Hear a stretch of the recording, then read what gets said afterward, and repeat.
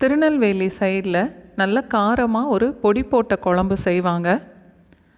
அந்த குழம்பும் அதோடு சேர்த்து சாப்பிட்றதுக்கு ஒரு சிம்பிளாக கேரட் பொரியலும் இன்றைக்கி செய்து பார்க்கலாம்.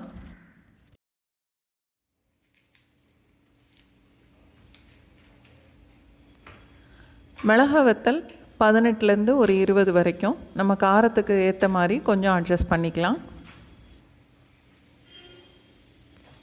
கொத்தமல்லி 3 டேபிள் ஸ்பூன் அளவுக்கு,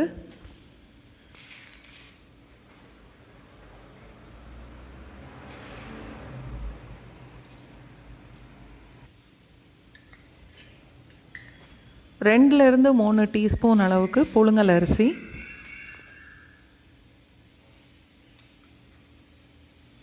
2லேருந்து 2.5 டீஸ்பூன் வரைக்கும் சீரகம்,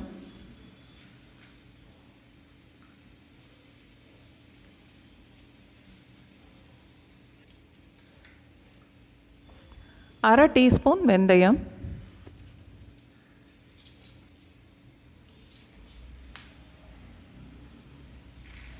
ரெண்டு டீஸ்பூன் அளவுக்கு கடலைப்பருப்பு,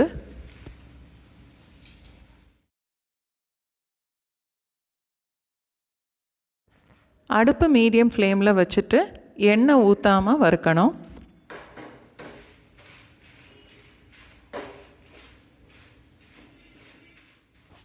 அரிசி சீரகம் ரெண்டும் பொரியிற வரைக்கும் வறுத்தா போதும்.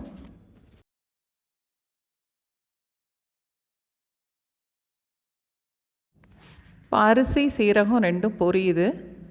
இந்த அளவுக்கு வறுத்த உடனே அடுப்பை ஆஃப் பண்ணிடலாம்.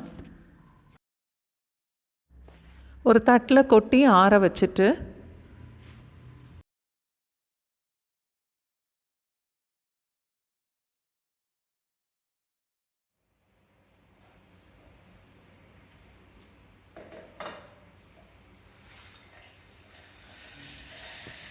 மிக்சியில் சேர்த்து அரைக்கும்போது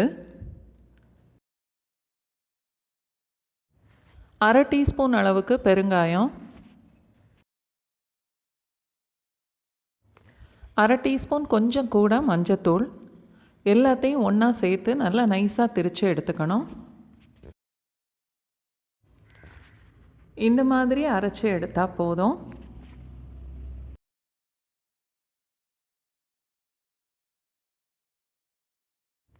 ஒரு சின்ன நெல்லிக்காய் அளவுக்கு புளி எடுத்திருக்கேன். இதை கொஞ்சம் நேரம் தண்ணியில் ஊற போட்டுறணும்.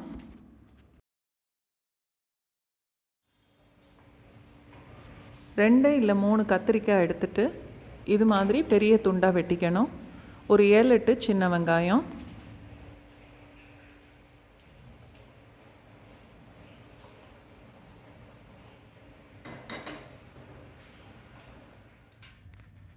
ரெண்டு டேபிள் ஸ்பூன் அளவுக்கு நல்லெண்ணெய் சேர்த்துட்டு அரை டீஸ்பூன் அளவுக்கு கடுகு தாளிச்சிட்டு அது பொரியும் போது வெட்டி வச்சுருந்த கத்திரிக்காய், சின்ன வெங்காயம், ஒரு கொத்து கருவேப்பிலை எல்லாத்தையும் சேர்த்து கொஞ்சம் வதக்கணும்.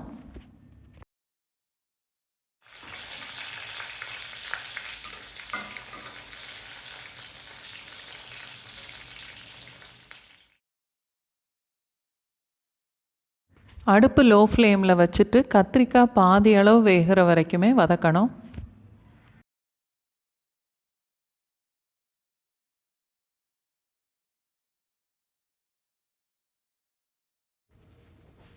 கத்திரிக்காய் பாதி வெந்திருக்கும். இப்போ கரைச்சி வச்ச புளியை சேர்த்துடலாம்.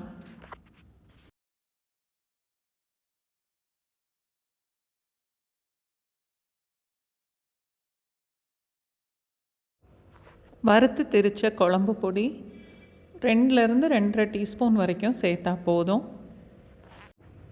எல்லாம் நல்லா கலந்துட்டு டேஸ்ட்டு பார்த்துட்டு காரம் பத்தலைன்னா இன்னும் ஒரு அரை ஸ்பூன் அளவுக்கு சேர்த்துக்கலாம். தேவையான அளவுக்கு உப்பு,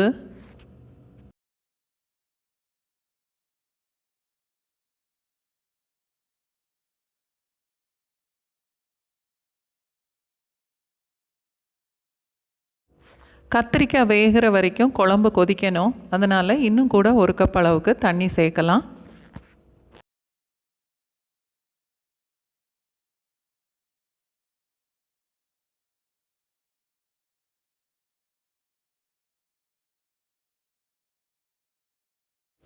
இப்போ மூடி போட்டுடலாம், குழம்பு கொதிக்கட்டும்.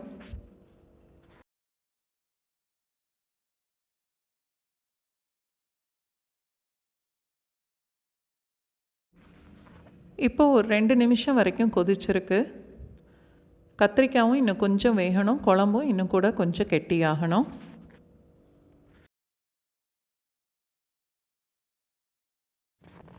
மறுபடியும் மூடி போட்டுட்டு இன்னும் 2 நிமிஷம் கொதிக்க விடலாம்.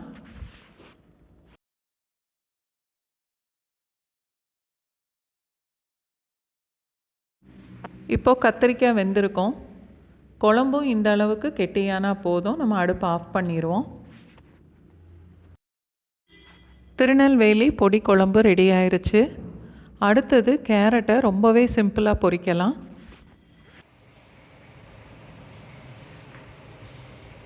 சின்னதாக 2 கேரட் எடுத்திருக்கேன், துருவி எடுத்திருக்கேன். 1 கப் அளவுக்கு இருக்குது. ஒரே ஒரு பச்சை மிளகாய் நல்ல காரமாக இருக்குங்கிறதுனால நான் 2ஆக வெட்டி அந்த விதையெல்லாம் எடுத்துகிட்டு வச்சுருக்கேன். 2 டேபிள் ஸ்பூன் அளவுக்கு பொடிசாக வெட்டின வெங்காயம், ஒரு அரை டீஸ்பூன் இல்லை 3/4 டீஸ்பூன் அளவுக்கு பொடிசாக சாப் பண்ணி எடுத்திருக்கேன் இஞ்சி. கேரட் துருவி கூட எடுத்துக்கலாம். அதோட கொஞ்சம் கருவேப்பிலை. தாளிக்கிறதுக்கு ஒரு 2 டீஸ்பூன் அளவுக்கு எண்ணெய் ஊற்றிட்டு ஒரு 1/4 டீஸ்பூன் அளவுக்கு கடுகு, 1/4 டீஸ்பூன் அளவுக்கு உளுந்தம்பருப்பு,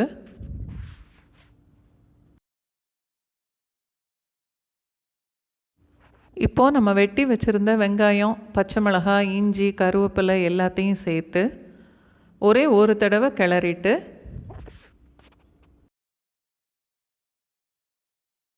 துருவி வச்சுருந்த கேரட்டையும் இப்போ சேர்த்துடலாம்.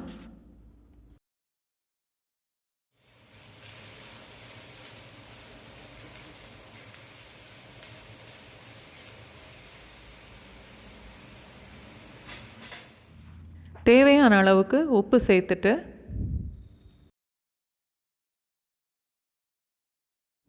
அதோட கொஞ்சமாக தண்ணி சேர்த்துட்டு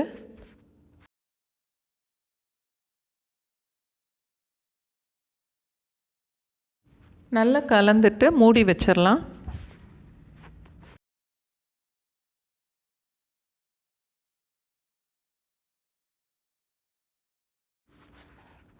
மீடியம் ஃப்ளேமில் 1 நிமிஷம் மூடி வச்சாலே போதும், கேரட் வெந்துடும்.